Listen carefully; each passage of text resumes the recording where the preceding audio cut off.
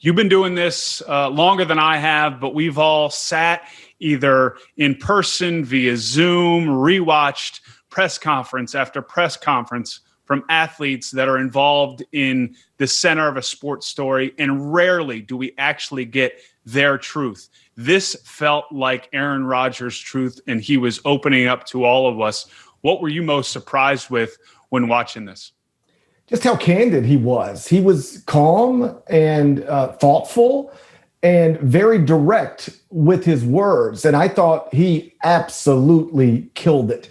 He laid out in great detail, what bothered him and what didn't, what frustrated him and what didn't, and sort of settled on the idea that all he ever really wanted was to be involved in conversations that impact his ability to do his job, not to make all of the decisions, but just given that I've been here as long as I've been here, given that I've done what I've done and still doing what I'm doing, maybe I can help you make the decisions. Maybe something I say will change your mind. I don't need to be the final decision maker, but I probably should have a say in things, like Tom Brady has a say in things in Tampa Bay, like Patrick Mahomes has a say in things in Kansas City. Why can't I get that in this building, given what I've done here and what I'm still doing here? It all sounded reasonable to me. Bottom line, Aaron Rodgers spent this afternoon making himself look totally reasonable and making his front office look, in many ways, ridiculous and obtuse. And there is no doubt in my mind that he won a lot of the fans over today, which is not to suggest that he didn't already have them. I thought it was a splendid performance. He was prepared well, and he spoke openly and honestly. I thought it was great. I agree with you on all fronts. And those stills that you were seeing of players, those are players that Aaron Rodgers named specifically as players that he didn't feel like the organization showed respect to out the door, either with what contract they were offered, what they weren't offered, or just how they were let go in general. What struck me as we now sit back with at least a few minutes, a few hours here to digest this press conference from Aaron Rodgers is that despite all of this, what we thought was a guy coming into camp with a new contract, maybe some guarantees about what he will be thought of with in terms of command on decisions that could be made or new money moved around or different years on the contract. Doesn't sound like that's the case at all. It sounds like he came back because of his passion for football and wanting to do something special with this team, and that the tension and the disconnect with the front office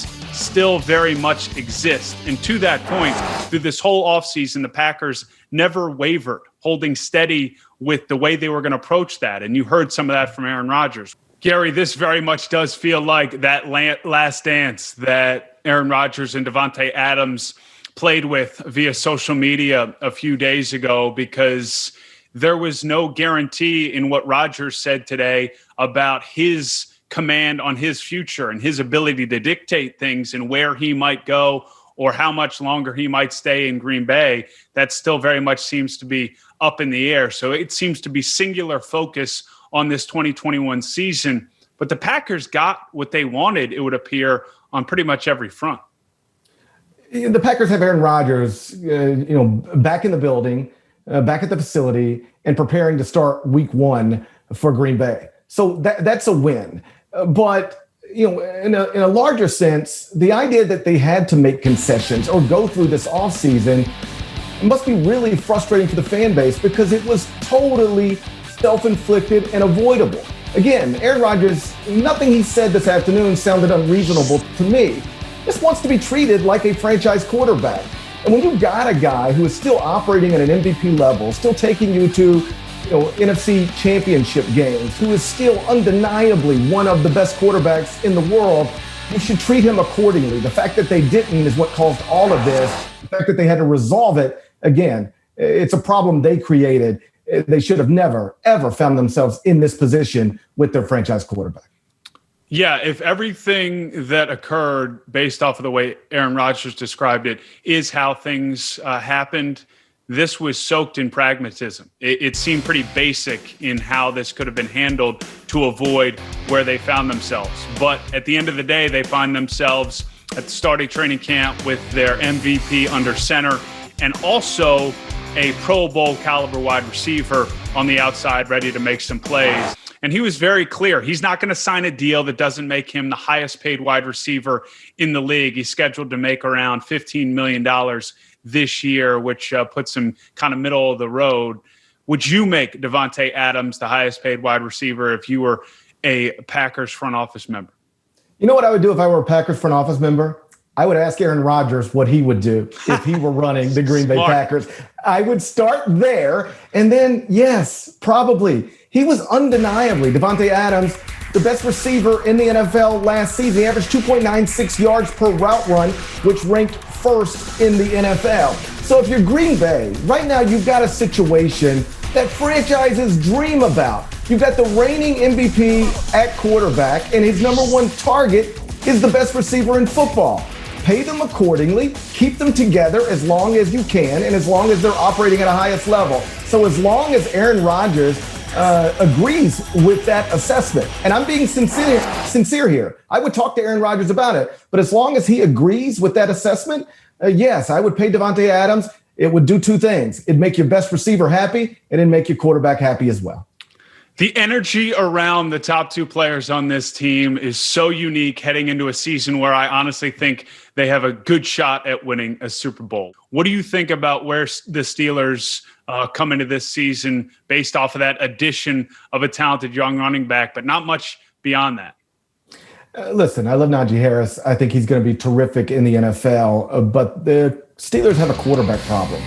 And that was clear last season. You know, Ben Roethlisberger has done some incredible things, just not recently. He was 22nd in QBR last season, behind Mitchell Trubisky. He was 30th in yards per attempt, 20th in completion percentage, 16th in passing yards. Simply put, he's gotten to a spot in his career where he can't do the things he used to do. And that's okay. It happens to literally everybody.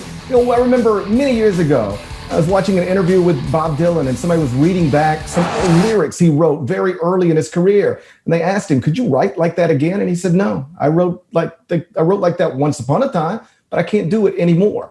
And not to compare Bob Dylan to Ben Roethlisberger, but I think you get the point. He can no longer do the things he used to do. And until the Steelers have a new quarterback, they're probably done as Super Bowl contenders. Yeah, nobody likes power rankings like I do. And at 5, we're going to stay here in Baltimore. And honestly, you could argue there's probably 3 or 4 teams that deserve to be in this 5 position. But I think the Ravens come into this season with Lamar Jackson, unfortunately, out of practice right now due to a positive COVID test. But you imagine that will get sorted out here in the next 10 days or so, and he'll have time on task with an offense that continues to be highly productive and now has a commitment to the passing game, using a first-round pick on Rashad Bateman out of Minnesota. They add Sammy Watkins. They should be healthier this season. This is a team that can still compete with Kansas City for that AFC side of things, along with Buffalo. At number 4, it's a team with a brand new quarterback. The LA Rams. They have invested so much in trade and free agency. Draft capital has been dwindled, and now Matthew Stafford is under center. And all reports and really comments from Sean McVay have been that this is the guy he's dreamed of to run his offense. And if you think about what they have on the defensive side, and arguably the most dominant player defensively in the NFL that we've had in a number of years in Aaron Donald, and now you pair that with Matthew Stafford and his command that he'll have on McVay's offense with plenty of weapons around him, Cooper Kupp and company, I think the Rams are poised to get back to what they were when they made that run to the Super Bowl a few seasons ago. At number 3, it's a team that made a big leap forward last season with a young quarterback. They got Super Bowl aspirations now. Was in KC and saw how they handled that loss to the Chiefs, the Buffalo Bills did. And it gave me memories of what it was like when Kansas City lost to New England. And they came back the next year with a vengeance and ran that all the way to a Super Bowl win in Miami. Not to say that Buffalo is going to win a Super Bowl this year, but I think they're capable of it. I think the defense will be better. That was what got in the way a lot last year. They're going to be healthier at key positions, especially at the linebacker position. And I don't think that last year was an aberration for Josh Allen. I think he'll be equal, if not better, this season. And this team will, along with Baltimore, be trying to knock down KC. At number 2, it's a familiar face and a familiar team. Exactly. A familiar team that's going to look exactly the same in 2021. The Bucks, despite winning a Super Bowl, which usually eviscerates your roster, are able to literally run it back with the exact same starting group on both sides of the ball. That's so unique. Tom Brady, fresh off a knee surgery that will have him healthy all year. All the discussions I had with Brady and this group in the final weeks of the season and up into that Super Bowl win was, man, we could keep playing. We just get better and better because they just hadn't had enough time as a group. They've had that. They've had a full normal offseason. I think the Bucks are poised to make a run back at this thing, whether it be through LA or maybe even Green Bay now that Aaron's back. And no big shock at number 1. I bet I can guess it.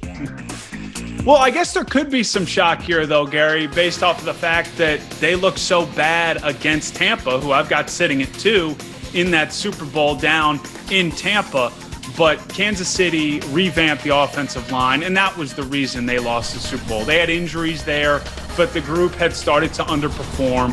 And credit Brett Veach, Andy Reid for just addressing a serious issue and attacking it via trade and free agency. And I think that's going to help Patrick Mahomes do what he does best, which is be the most dominant quarterback this league's seen in a number of years. I think Kansas City should be right back at this thing in 2021, but they're going to have to deal with Baltimore and Buffalo on the AFC side. Let's not forget about Cleveland too.